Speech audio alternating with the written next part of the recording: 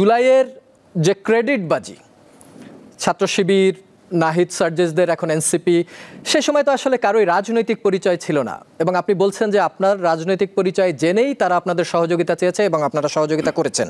আমি জানতে চাই জুলাই আন্দোলন যখন একদম টপ লেভেলে এবং যখন আপনারা 9 দফার জায়গাটা তৈরি করলেন, এই 9 দফার নিশ্চয়ই একটা ভেতরগত বিষয় আছে, কিভাবে তৈরি হলো জুলাইয়ের 9 দফা? যখন ঢাকা বিশ্ববিদ্যালয় ক্যাম্পাস বন্ধ ঘোষণা করা হয়েছে তখনই আমরা ইনফরমেশন শুনতে পাচ্ছিলাম যে কোনো সময় ইন্টারনেট ব্ল্যাকআউট হতে পারে, কারফিউ জারি হতে পারে। তখন আমরা এমন একটি কর্মসূচির কথা ভাবছিলাম যেখানে নেতা থাকুক আর না থাকুক আন্দোলন যেন কন্টিনিউ থাকতে পারে। তো আন্দোলনের শুরু থেকে যেহেতু আমরা পলিসি মেকিংয়ে একসাথে কাজ করেছি, মূল সারি যারা সমন্বয়ক ছিল সবাই একসাথে, মাহফুজ, নাহিদ, আসিফ, যে কোনো কর্মসূচির ক্ষেত্রে আমরা একসাথে বসে পরিকল্পনা করতাম, এরপর মাঠ পর্যায়ে এটা সমন্বয় হতো এবং মাঠ পর্যায়ে সমন্বয় করার ক্ষেত্রে আমাদের বিভিন্ন লেয়ারে আমাদের যারা দায়িত্বশীলরা আছে তারা কাজ করতো। একটা হচ্ছে ঢাকায় বাস্তবায়ন করা, একই সাথে সারা দেশের সকল ক্যাম্পাসে বাস্তবায়ন করা, মহানগরগুলোতে বাস্তবায়ন করা, এটার জন্য আমাদের একটা বিস্তৃত একটা টিম ছিল। তো একই সাথে তখন আমরা আমাদের এই কর্মসূচিগুলো নিয়ে ভাবছিলাম। তখন আমাদের একটা গ্রুপ ছিল ঢাকা বিশ্ববিদ্যালয় শিবিরের সাবেক সভাপতিদের, এখানে ছিল ডক্টর মির্জা গালিব ভাই, তারপর শরফুদ্দিন ভাই, আলী হাসান মোহাম্মদ জুনাইদ ভাই, রিফাত ভাই, সিবগাতুল্লাহ ভাই, এভাবে ওই সময় বিশ্ববিদ্যালয়ের সেক্রেটারি ফরহাদ, মহিউদ্দিন। আবার একই সাথে আমাদের কেন্দ্রীয় সংগঠনের একটা গ্রুপ ছিল, এখানে কেন্দ্রীয় সভাপতি মঞ্জুর ইসলাম ভাই, সেক্রেটারি জাহিদুল ইসলাম ভাই সহ আরও অনেকে এই গ্রুপগুলোতে ছিল।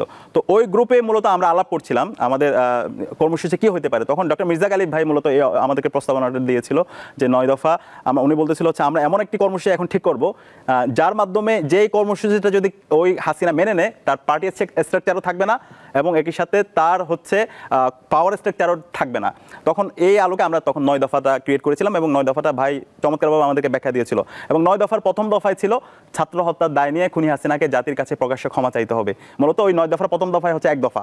তো এইভাবে পুরোটাই আমরা তৈরি করেছি এবং 18 তারিখ আপনারা জানেন সারা প্রাইভেট বিশ্ববিদ্যালয়ের শিক্ষার্থীরা তারা যখন আমরা হতাশায় আমরা হচ্ছে চিন্তা করছিলাম তখন এই প্রাইভেট বিশ্ববিদ্যালয়ে আমাদের ভাই বোনরা রাস্তায় নেমে তারা প্রতিরোধ গড়ে তুলেছিল এবং নতুনভাবে আন্দোলনকে চাঙ্গা করেছিল।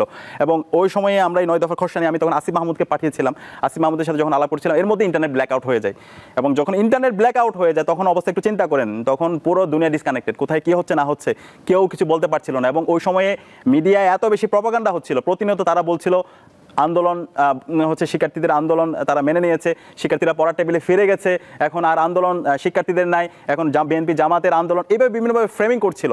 তখন আন্দোলন যে অব্যাহত আছে, কমপ্লিট শাটডাউন যে অব্যাহত আছে সেটা ঘোষণা দেওয়া ছিল সবচেয়ে বড় চ্যালেঞ্জিং।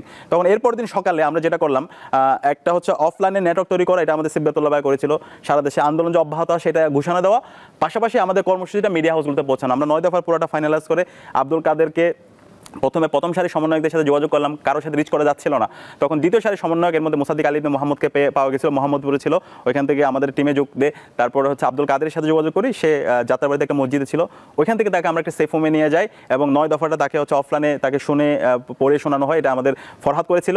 এরপরে এই পুরো 9 দফাটা আমরা তখন মিডিয়া হাউসগুলোতে পৌঁছে দিই, তার থেকে ভিডিও বার্তা নিয়ে আমরা প্রত্যেকটা মিডিয়া হাউসে দেশীয় এবং আন্তর্জাতিক মিডিয়ায় পৌঁছে দিই।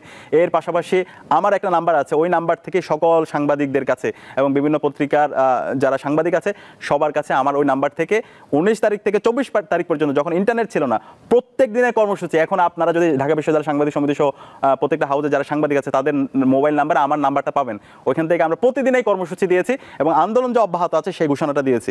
এবং এই আন্দোলন 9 দফা যখন আমরা মিডিয়া হাউসগুলোতে পৌঁছাই তখনকার পরিস্থিতি একটু দেখেন, তখন হাসিনা এত বেশি আতঙ্কিত হয়ে গিয়েছিল এই দফাগুলো আসছে কোত্থেকে, কারণ নাহিদরে গুম করে রাখা হয়েছে, আসিফরে গুম করে রাখা হয়েছে, আবু বকর মজুমদারকে গুম করে রাখা হয়েছে এবং অন্যরাও আমাদের সমন্বয়কদের একটা গ্রুপ তখন আবার যমুনা কেন্দ্রিক তারা দৌড়াদৌড়ি করছে, তাদেরকে ম্যানেজ করার চেষ্টা করা হচ্ছে, এরপর আন্দোলন অব্যাহত থাকার প্রতিদিন ঘোষণা আসছে। তখন এটা ছিল তাদের জন্য সবচেয়ে বড় চ্যালেঞ্জ এবং তখন তারা কি করলো, এটাকে একটু মডারেট করে 8 দফা তৈরি করছে এবং 8 দফার মধ্যে প্রথম দফায় বাদ দেওয়া হয়েছে ছাত্র হত্যার দায় নিয়ে যে খুনি হাসিনাকে জাতির কাছে প্রকাশ্যে ক্ষমা চাওয়া, মানে হচ্ছে পর্যায় করে ওই দফাটাই বাদ দেওয়া হয়েছে।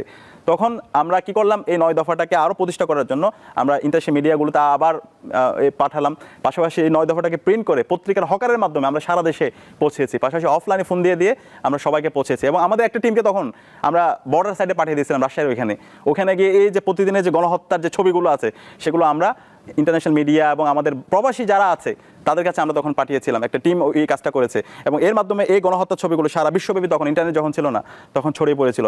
এবং এভাবে 19 জুলাইয়ের পর থেকে 2 আগস্ট পর্যন্ত যখন মূল সারি সমন্বয়করা ছিল না, যখন অনেকে মেনে নিয়েছে যে হাসিনা টিকে যাবে, হাসিনা থাকবে, এটাকে অনেকে মেনে নিয়েছিল, অনেকে বলেছিল ক্যাম্পাসগুলো আন্দোলন করার জন্য, এই সময় আমরা আপামর ছাত্র জনতাকে সাথে নিয়ে আমরা আন্দোলন কন্টিনিউ করেছি, প্রতিদিন আন্দোলন নির্ধারণ করেছি, মাঠ পর্যায়ে আন্দোলন সমন্বয় করেছি। এক্ষেত্রে অবশ্যই আমাদের কৃষক শ্রমিক থেকে শুরু করে ডান বাম রাজনৈতিক দলগুলো, আপামর ছাত্র জনতা আমাদের সাথে ছিল এবং এই আমাদের শহীদরা আমাদেরকে ওই সময় রাস্তা দেখিয়েছে। বর্ডারে যে টিমটি ছিল তারা কি বর্ডারে ভারতীয় ইন্টারনেট ব্যবহার করে এগুলো হ্যাঁ, ছড়িয়েছে? আমাদের এই টিমটা হচ্ছে ভারতীয় ইন্টারনেট ব্যবহার করে, তারা হচ্ছে আমাদের রাজশাহী বিশ্ববিদ্যালয়ের এটা সমন্বয় করেছিল এবং আমরা ঢাকা থেকে একটা টিম পাঠিয়েছিলাম।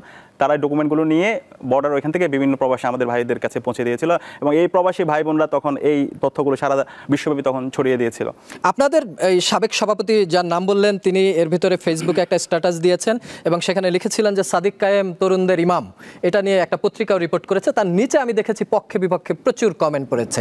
সাদিক কায়েম কি এই ক্রেডিট বাজির রাজনীতি করতে চায় কিনা? না, আমি ক্রেডিটবাজি রাজনীতি করতে চাই না। আমি মনে করি আমাদের যদি ইমাম থাকে, সেই ইমামরা হচ্ছে আমাদের শহীদরা। জুলাই বিপ্লবে যে আমাদের 2000 ভাই বোন শহীদ হয়েছে, 40,000 আমাদের ভাই বোন যারা গাজী হয়েছে, তারাই আমাদের ইমাম, তারা আমাদের মাস্টার মাইন্ড, তারা আমাদেরকে রাস্তা দেখিয়েছে। তাদের মাধ্যমে আজকে আমি শিবির হিসাবে জাতির সামনে আমি আমাদের পরিচয় দিতে পারছি। আজকে এই দেশের মানুষ আজাদি পেয়েছে, আজকে সবাই মত প্রকাশের স্বাধীনতা পেয়েছে, আজকে এই দেশে গণতন্ত্র ফিরে এসেছে। এতগুলো মানুষ আজকে যারা আয়নাঘরে বন্দী ছিল, তারা আজকে মুক্তি পেয়েছে। তো এই যদি ক্রেডিট দিতে চাই, সেই ক্রেডিটটা দিতে চাই আমাদের শহীদদেরকে, আমাদের গাজীদেরকে।